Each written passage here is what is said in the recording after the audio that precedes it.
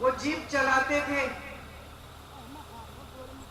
हम लोग राहुल और मैं पीछे बैठ के एक दूसरे के नोक-झोंक यूं कर करके देखते थे कि पिताजी क्या कर रहे हैं, किस तरह से लोगों से मिल रहे हैं, प्यार से मिल रहे हैं, लोग उनको कैसे मिल रहे हैं।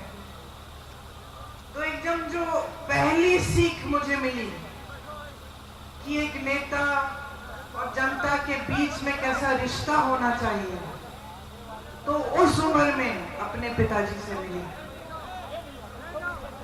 आप सब जानते हैं मेरे पिताजी एक बहुत नेक इंसान थे, दिल बहुत साफ था, ईमानदार थे और बहुत हिम्मत वाले थे।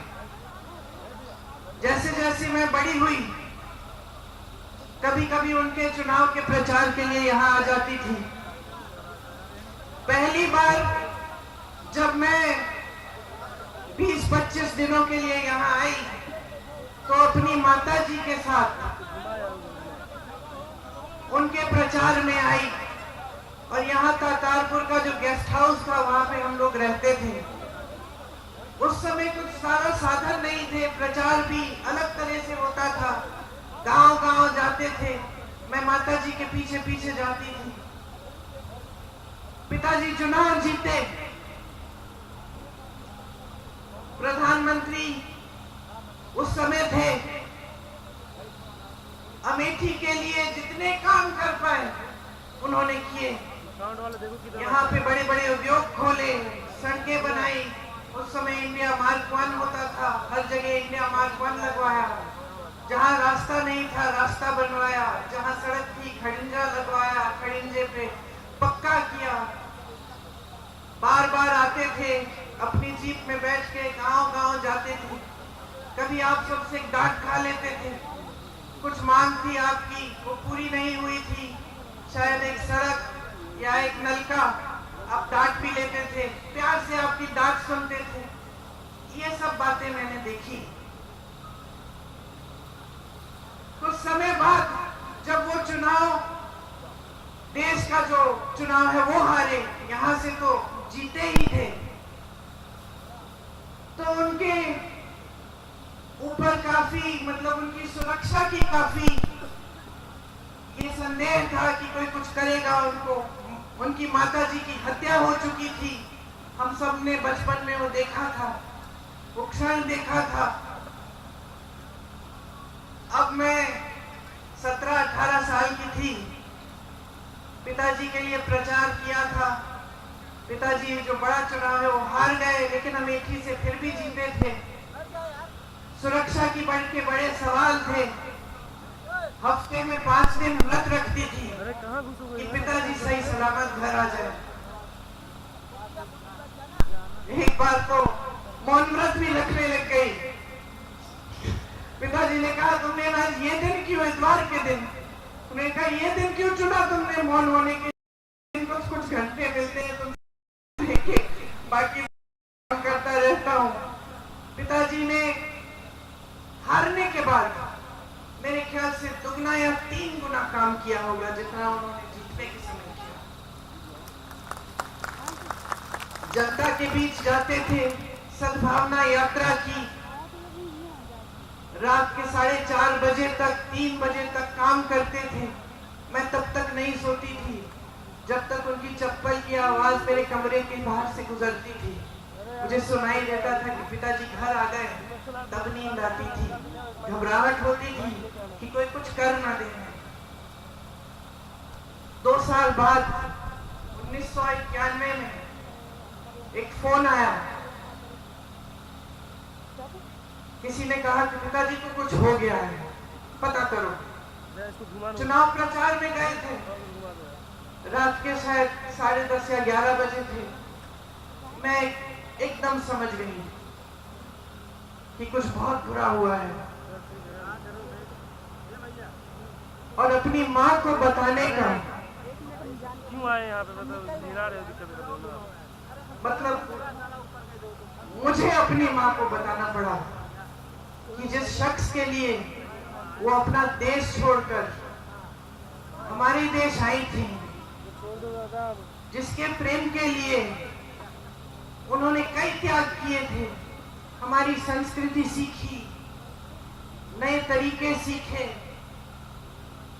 इंदिरा जी से हमारी भारतीय सभ्यता सीखी, वो खत्म हो गए हैं। मैं उनके कमरे में गई और जब मैंने उनको बताया तो उनकी आंखों में जो मैंने देखा, जैसा एक अंधेरा सा छा गया। और मैं आपको ये बात बता सकती हूँ कि उस दिन के बाद मैंने अपनी माँ की हंसी कभी उस तरह नहीं सुनी जैसे जब हंसती थी जब पिताजी होते थे।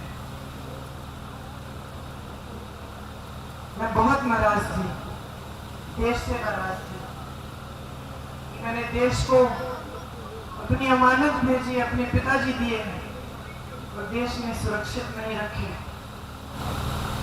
मैं नाराज थी, दुखी थी।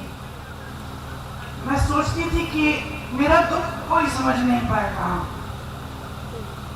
मेरे पिताजी वापस नहीं आए। टुकड़ों में खून से लथपथ एक झंडे में लपेटे हुए उनके शरीर के टुकड़े में घर लाई। मेरी टूटी हुई माँ सालों के लिए ठीक नहीं हुई। उन्होंने पहले ही इंदिरा जी की हत्या का सदमा देखा था, अब अपने पति को खो डाली। बहुत दिनों के लिए खाती नहीं थी, सिर्फ नींबू पानी पीती थी, 2-4 गिलास, मुश्किल से जबरदस्ती करके खिलाती थी। बाहर नहीं जाती थी, किसी से बातचीत नहीं करती थी। 7 सालों के लिए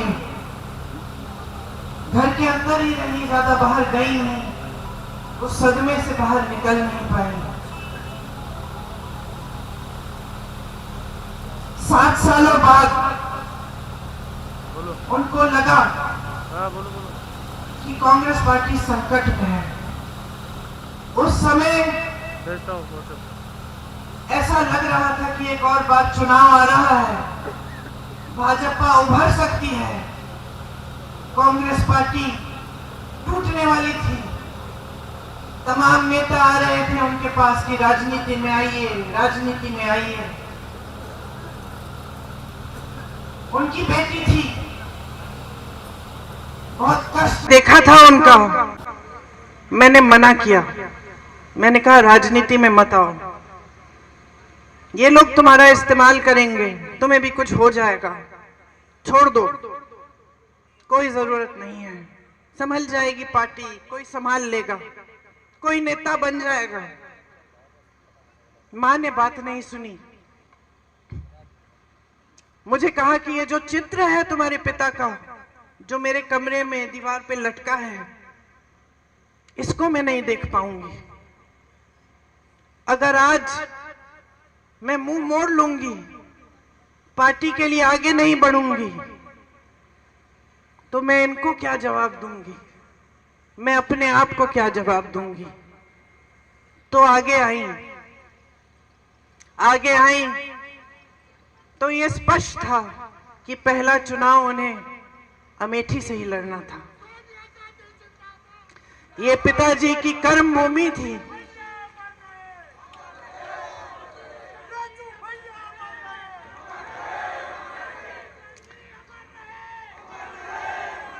सच बताओ तो जब ये तय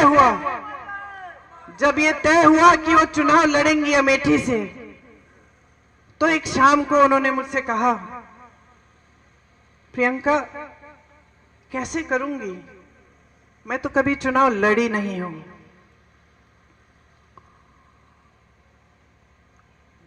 पलक नहीं झपकाई मैंने कहा, मां ये चुनाव मैं आपको लड़के दूंगी, आप आओ मत अमेठी, मैं अमेठी को संभालूंगी।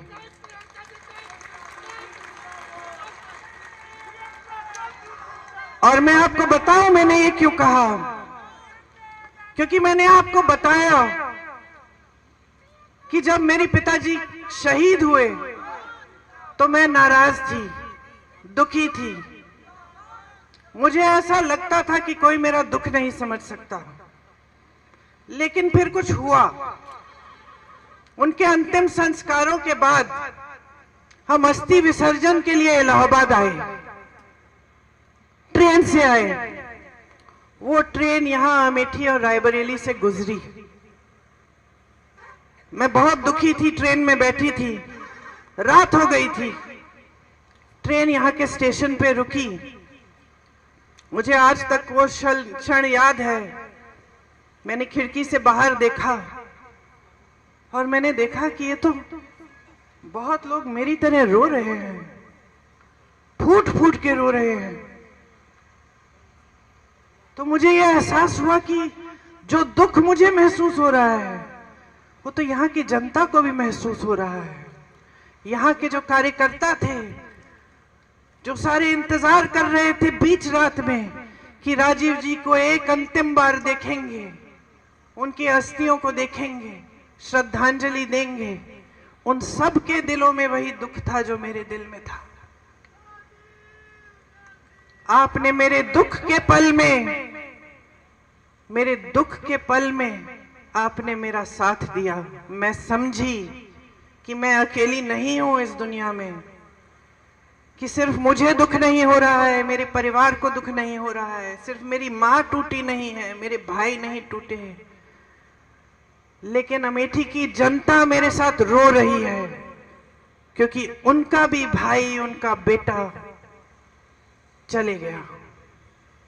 इसीलिए जब मां ने कहा कि अमेठी से चुनाव लड़ेंगी, तो बगैर हिचकिचाए मैंने कहा मैं लड़वाऊंगी, क्योंकि मैं जानती थी कि जब मैं यहां चुनाव लड़वाने आऊंगी तो मैं अपने परिवार के बीच आऊंगी।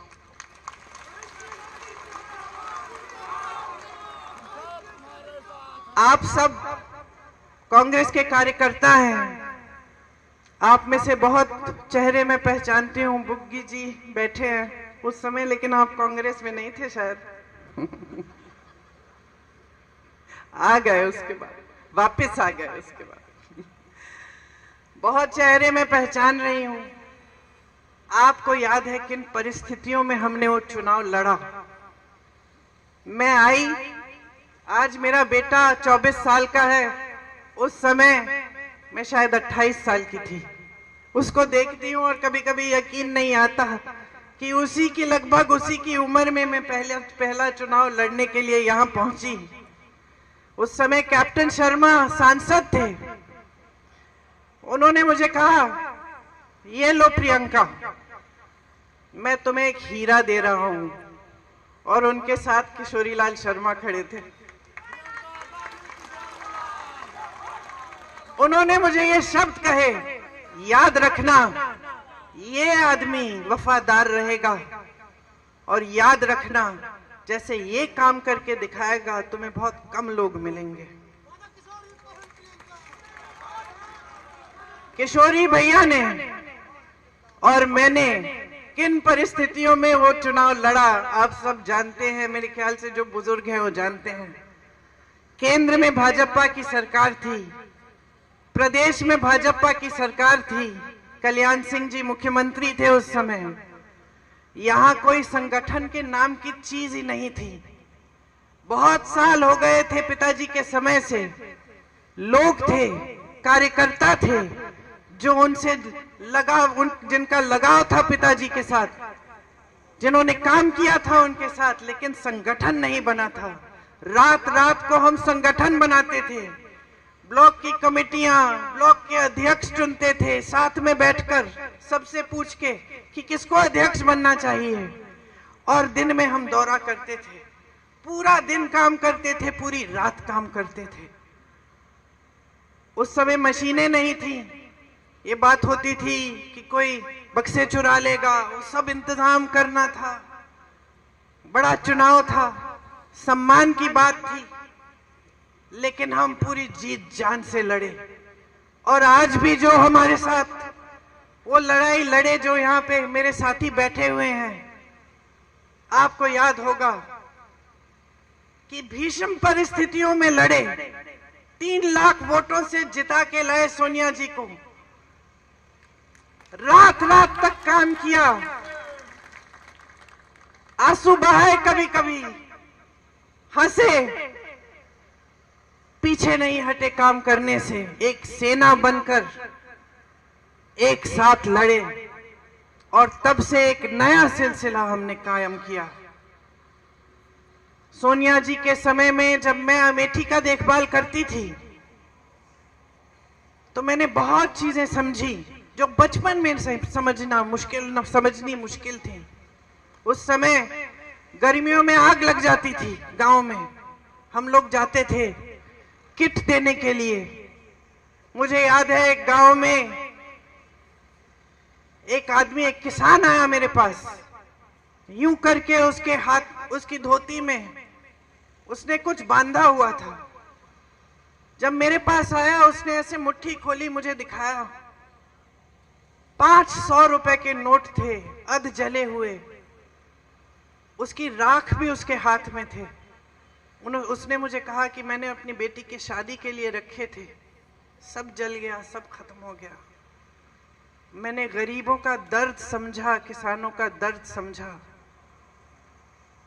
मैंने अपनी बहनों को समझा जब मैं उनके बीच में घूमी और मैंने देखा कि किस तरह के संघर्ष कर रही हैं, किस तरह अपने बच्चों की परवरिश कर रही हैं।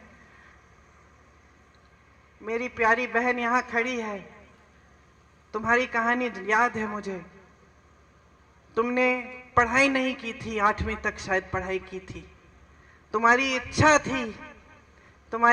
थी कि तुम्हारी बच्ची बड़ी होकर पढ़ाई कराओगी अपनी बच्ची को, लेकिन तुम्हारे ससुर जी नहीं माने। सही है, ससुर जी नहीं माने तो चुपचाप से, सुनिए, चुपचाप से घर पे फॉल सिलने का काम किया। और जब कोई देख नहीं रहा था तो जाके वो फॉल दुकान में ले जाती थी और वो उससे थोड़ी सी कमाई कर लेती थी, किसी को बताया नहीं। जब परिवार ने कहा कि बेटी को नहीं पढ़ा सकते, रो मत, बहुत हिम्मत वाली हो, बहुत हिम्मत वाली हो। तुम्हारी हिम्मत ने मुझे हिम्मत दी है।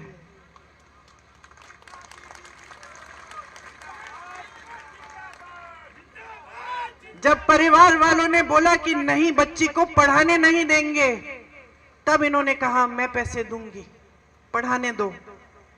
आज बच्ची क्या कर रही है? बीए पास है ना? देखो इनका संघर्ष क्या था। इधर आ जाओ, मंच पे आ जाओ।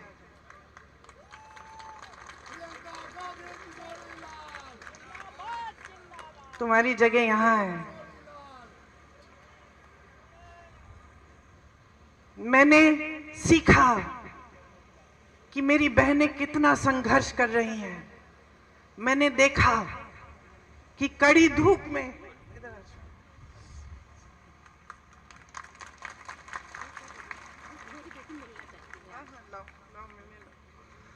मैंने देखा कि कड़ी धूप में यहाँ का किसान कितनी मेहनत कर रहा है, हर संघर्ष का सामना कर रहा है, कमाने की कोशिश कर रहा है। बैठो ना, बैठो, मेरी जगह में बैठ जाओ, बिठा दो, उठ जाओ। कि कितना संघर्ष कर रहा है, कितनी मेहनत करता है सिर्फ अपने बच्चे को पढ़ाने के लिए, ताकि बच्चे का भविष्य मजबूत हो पाए। मैंने देखा कि यहाँ के गांव-गांव में मेरे पिताजी, मेरे परिवार के प्रति कितनी श्रद्धा है। रात रात तक हम यहाँ के रास्तों से गुजरते थे तो लालटेन लेकर बुजुर्ग लोग हमारा इंतजार करते थे। कभी कभी मेरा चेहरा देख के रो पड़ते थे कि राजीव भैया की बिटिया आई है।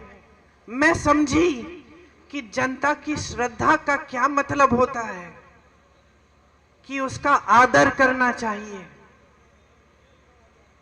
मैंने देखा कि किस तरह से मेरी माताजी जब आई कैंप में जाकर बच्चों की आंखों में बूंद डालती थी, दवाई डालती थी, तो किस तरह से उनकी माताएं खुश होती थी। बेवाओं को देखा जब हम लोग कैंप लगाते थे, कितनी गरीबी में रहते थे और हम पेंशन देते थे, उस समय पेंशन मिलता था, बेवा पेंशन कहते थे उसको।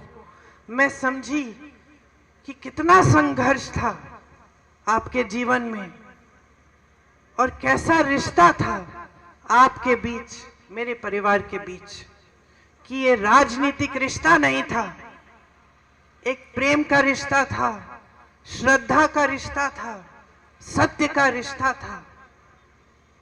फिर भाई यहां आए, उनका भी चुनाव लड़वाया, सांसद बने आपके लिए खूब काम किए, जहां जहां विकास ला पाए विकास लाए।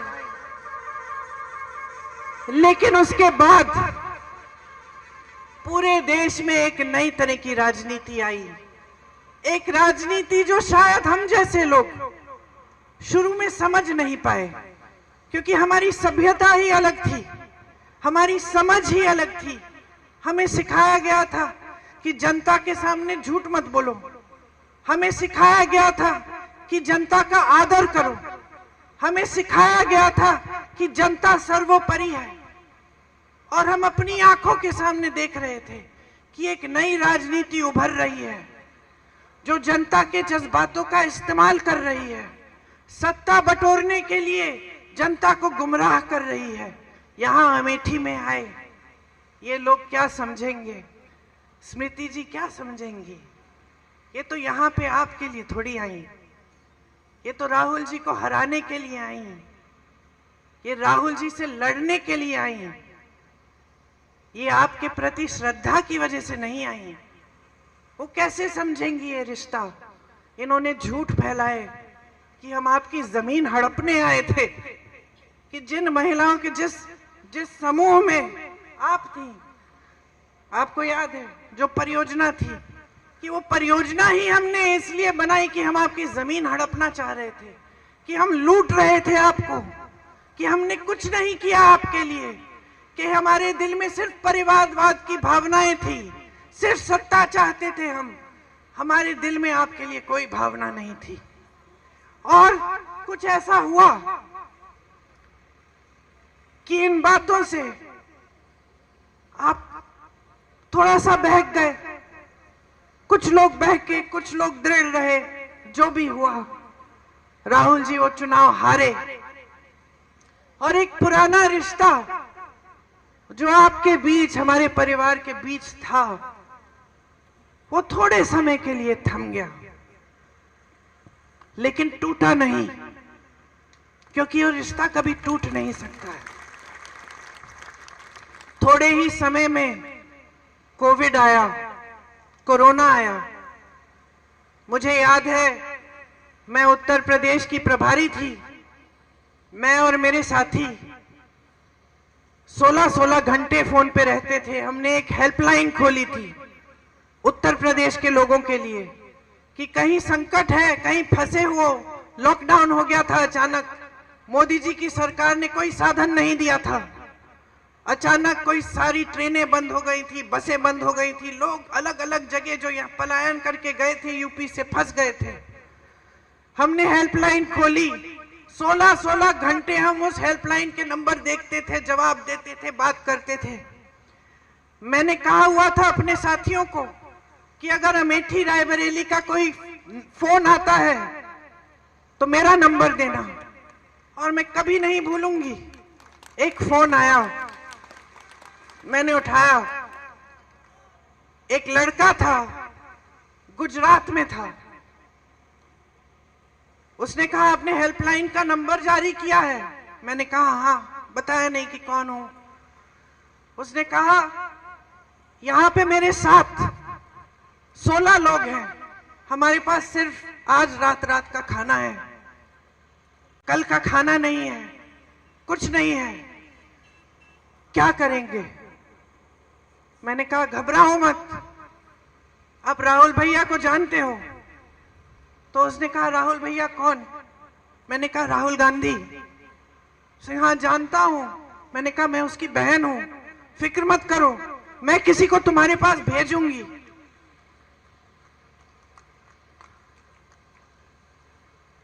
मैंने अपने साथियों को कहा कि गुजरात में जो हमारे कांग्रेस के कार्यकर्ता हैं, एकदम उनको फोन करो, नंबर दो, पता दो, खाना भेजो और उनकी वापस घर आने के लिए सुविधा बनाओ। जब मैंने उस लड़के को कहा कि मैं राहुल की बहन हूं, तो उसकी आवाज से मुझे पता चला वो रो रहा है। वो रोया।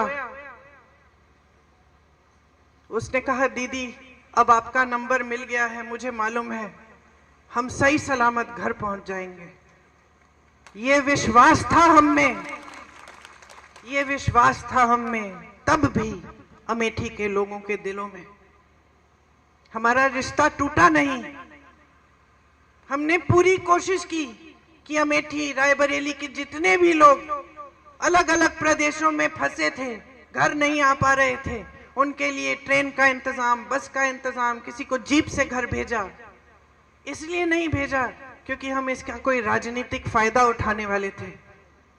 हमने इसलिए भेजा क्योंकि हमारी ड्यूटी थी, हमारा दायित्व था कि उनको घर सही सलामत पहुंचाए।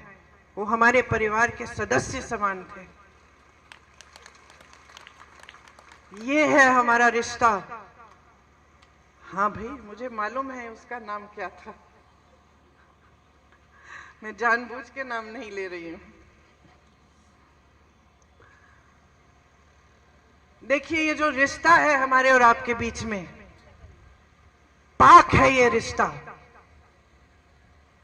सेवा का रिश्ता है और शहादत का रिश्ता है, प्रेम का रिश्ता है और खून का रिश्ता है। ये कभी नहीं टूटेगा। यहां आपका कोई भी सांसद बने, यहां कोई भी किसी भी तरह की राजनीति करे, हमारे बारे में आपको 2000 झूठ बोल के चले जाए, आप उन झूठों का विश्वास भी कर लो, ये रिश्ता फिर भी नहीं टूटेगा।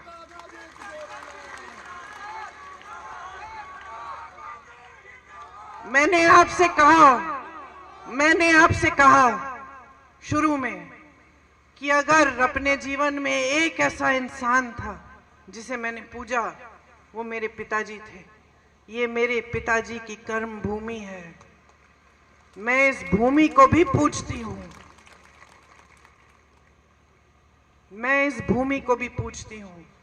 ये भूमि मेरे लिए पवित्र भूमि है। ये भूमि राहुल के लिए पवित्र भूमि है।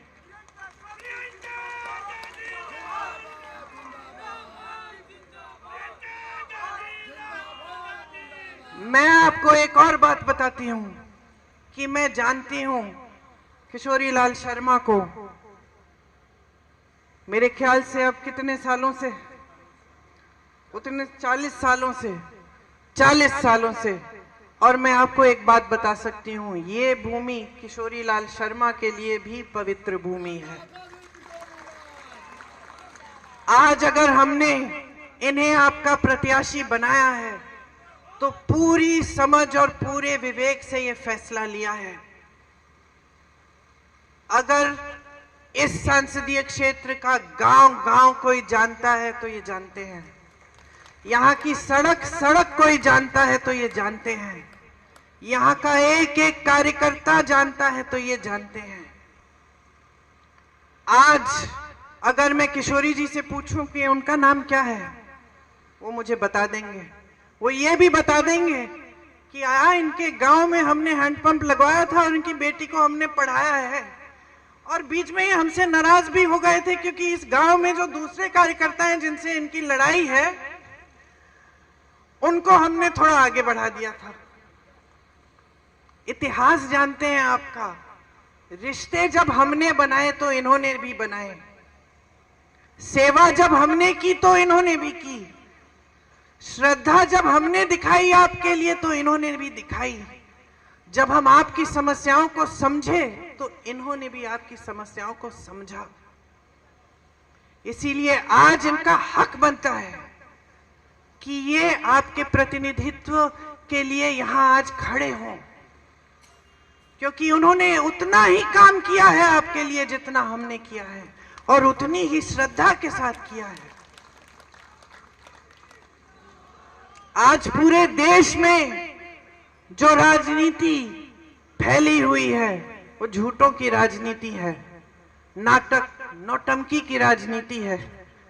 प्रधानमंत्री जैसे बड़े नेता चुनावी मंच पर आकर इतनी हिम्मत नहीं कर सकते कि आपको बता दें कि 10 सालों में उन्होंने कितने रोजगार बनाए, महंगाई को कितना कम किया और क्यों और कैसे। आपके सामने आकर इतनी हिम्मत नहीं है कि आपको बताएं कि कितनी संस्थाएं खोली हैं, कितने बड़े बड़े उद्योग खोले हैं, क्या नया किया है इस देश के लिए 10 सालों की सत्ता को लेकर। प्रधानमंत्री आपके सामने आते हैं, एक ही रट लगा रखी है कि 70 सालों में कांग्रेस ने कुछ नहीं किया, एक परिवार के खिलाफ दिन रात बोलते रहते हैं।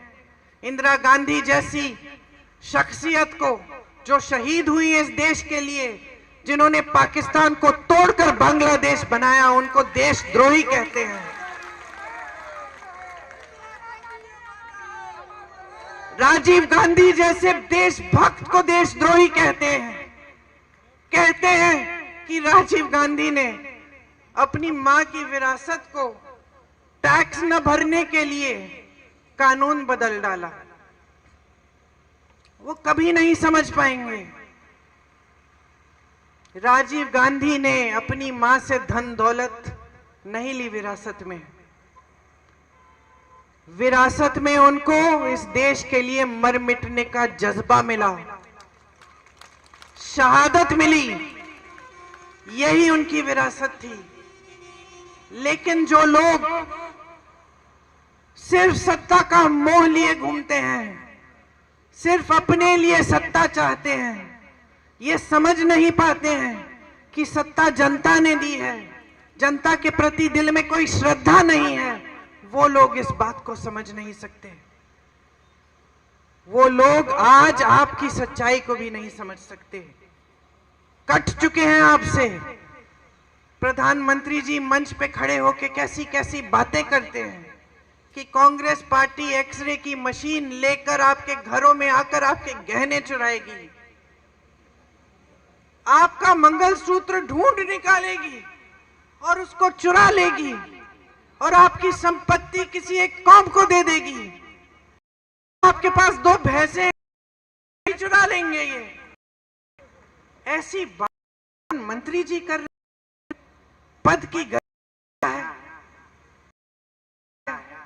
देश की जिम्मेदारी क्या है, देश क्या सोचेगा।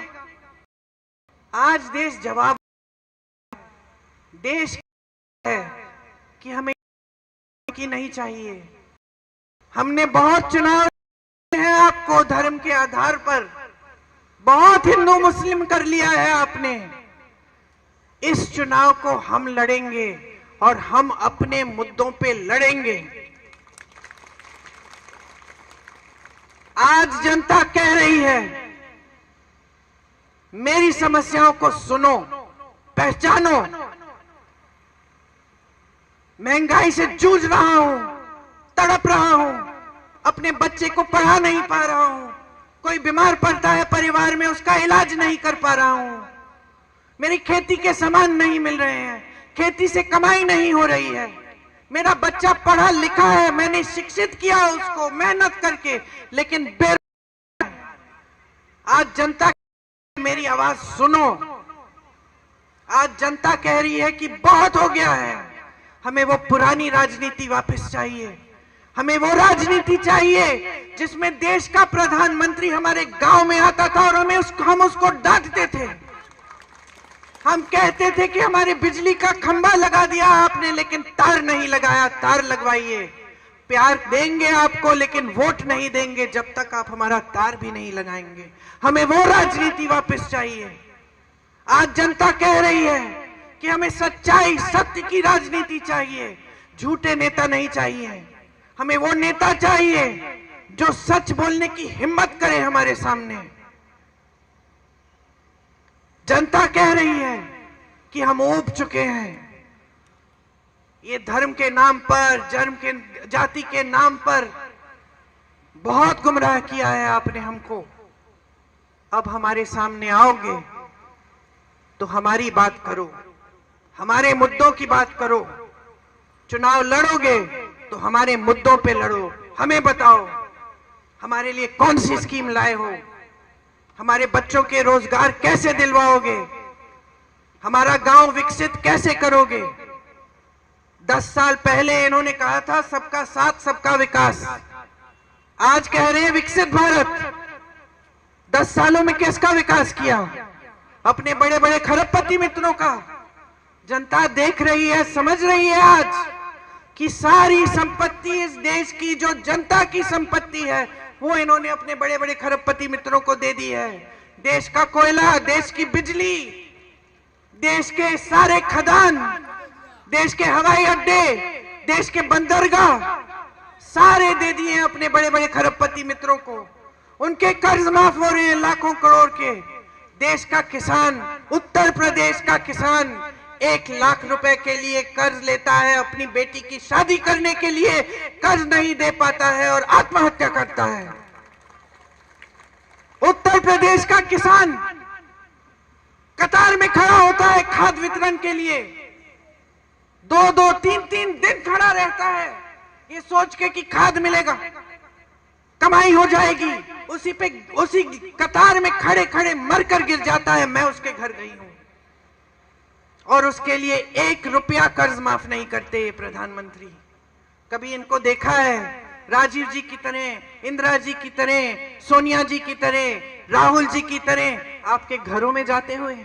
कभी झुक के किसी दरवाजे के अंदर घुसे हैं, किसी झोपड़ी में? कभी पूछा है किसी किसान से कि किस तरह से कमा रहे हो तुम? पूरे दिन बाहर खेती में काम करते हो, रात को पहरेदारी कर रहे हो, आवारा पशु तुम्हारा खेत चल रहे हैं, कैसे करते हो? सोते कब हो? अपना देखभाल कैसे करते हो? कभी पूछा है इस प्रधानमंत्री ने? कभी नहीं। आप अमेठी के वासी हो, आपके सांसद प्रधानमंत्री थे, झुक के आपके पास आते थे। ये प्रधानमंत्री वाराणसी से बार बार चुनाव जीतते हैं, एक गांव में नहीं गए हैं, वहां एक गरीब के घर में नहीं घुसे हैं, एक बार झुक के आपसे बात नहीं की है। बड़े बड़े मंचों पे दिखते हैं, सारी फोटो खींचते हैं, पिक्चर बनाते हैं, सफेद कुर्ता पहनते हैं, उस पे एक धूल का दाग नहीं दिखता, एक बाल इधर उधर नहीं होता। क्या समझेंगे आपके जीवन के बारे में? क्या समझेंगे आपके संघर्षों के बारे में? कट चुके हैं पूरी तरह, लोग डरते हैं उनसे, उनके सलाहकार डरते हैं, अधिकारी डरते हैं। कौन बताएगा कि आज देश में क्या हालात हैं? उनको तो दिखेगा नहीं, वो तो सोने के महलों में रहते हैं, झूठों से घिरे हुए। क्या क्या बहकी बहकी बातें कर रहे हैं, लोग हंस रहे हैं, उनको ये भी पता नहीं चल रहा है आज की लोग उनकी बातों पे हंस रहे हैं। तो आप कांग्रेस के कार्यकर्ता हैं, हमेशा अपने निष्ठा से काम किया है। अमेठी के कार्यकर्ता हैं, भीषण परिस्थितियों में चुनाव लड़े हैं, डट के लड़े हैं, हिम्मत से लड़े हैं, कभी पीछे नहीं हटे हैं। आप लड़ोगे ये चुनाव, आप ऐसे लड़ो जैसे अपना चुनाव है, जनता का चुनाव है। उनको धन बल से लड़ने दो, हम जनता के बल से लड़ेंगे। उनके पास सारे साधन हैं। मत भूलो कि जब भगवान राम रावण से लड़े थे तो भगवान राम के पास सत्ता नहीं थी, रथ नहीं था, सोना नहीं था। भगवान राम वनवास में थे, लेकिन उन्होंने हिम्मत बनाई, गए लड़े रावण से। उनके दिल में सिर्फ सत्य था। आज ये सत्य की लड़ाई है, ये लोकतंत्र की लड़ाई है, ये संविधान की लड़ाई है, ये इस देश की लड़ाई है, इस देश की जनता की लड़ाई है। ये अपने लिए नहीं लड़ रहे हो चुनाव, ये किशोरी लाल शर्मा के लिए नहीं लड़ रहे हो, ये आप अपनी धरती के लिए लड़ रहे हो, अपने देश के लिए लड़ रहे हो, अपने लोकतंत्र के लिए लड़ रहे हो, अपने संविधान के लिए लड़ रहे हो। मन बनाओ, मन बनाओ। जिस दिन मन बनाओगे तो कोई नहीं हरा पाएगा। इस चुनाव को जीत के जाऊंगी मैं यहां से। मैं आपके बीच आऊंगी, आपके साथ लड़ूंगी और अमेठी के इस पवित्र धरती में सही राजनीति, सत्य की राजनीति वापस लाने के लिए लड़ूंगी और कोई हमें हरा नहीं पाएगा। ये मैं आपसे कह रही हूं। ये वचन मैं आपको देके जा रही हूं। आज आप जब इस मीटिंग से जाएंगे, मैंने रायबरेली में 2-3 दिन पहले जब सभा की थी तो मैंने घंटे गिने थे। अब आप गिन लीजिए कितने घंटे हैं। उस समय वहां पे 330 के तकरीबन थे, अब कम हो गए हैं। 2-4 घंटे सोने के लिए रखिए, बाकी घंटे बाहर जाइए, प्रचार करिए, लोगों को समझाइए, लोगों को इस देश की सच्चाई दिखाइए, बताइए, प्रमाण दीजिए कि कांग्रेस ने जहां जहां सरकार है क्या क्या करके दिखाया है। किस तरह छत्तीसगढ़ में हमने आवारा पशु की समस्या खत्म की, किस तरह कर्नाटका में महिलाएं बस की यात्रा फ्री कर रही हैं, किस तरह आज कर्नाटका में, तेलंगाना में महिलाओं के खातों में पैसे आ रहे हैं हर महीने, किस तरह हमने किसानों को मजबूत किया अपने प्रदेशों में, किस तरह हम ऐसी नीतियां लाए जिससे देश की संपत्ति वापस इस देश की जनता के हाथों में जाए। बताइए, समझाइए, सच्चाई दिखाइए, जनता को कहिए कि जनता जो जी रही है वही सच्चाई है, उस आधार पर वोट दे। तरक्की नहीं आई है आपके जीवन में, साल बीत गए हैं, मोदी सामने आ गए हैं, इनको बदलाव लाइए, नई सरकार लाइए, राजनीति जो पहले असूलों पर आधारित है इस देश में। मैं आपसे पूरी उम्मीद रखती हूं कि एक सेना की तरह आप ये चुनाव लड़ेंगे, ये चुनाव जीतेंगे और यहां अमेठी से इस पूरे देश में ये संदेश देंगे कि बहुत हो गया है, हमें सच्चाई की राजनीति वापस चाहिए। आपने बहुत ध्यान से मेरी बातों को सुना, मैंने दिल की बात बोली, आपके सामने अपनी सच्चाई रखी।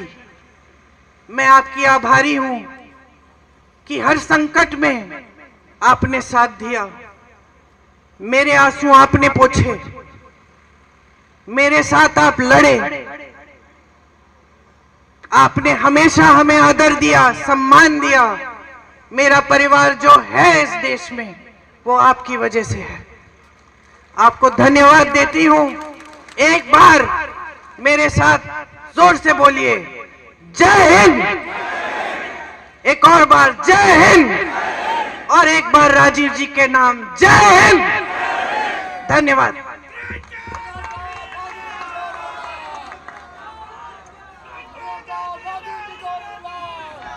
बहुत बहुत धन्यवाद। एक बार जोर से प्रियंका गांधी जी का नारा फिर से लगाएं।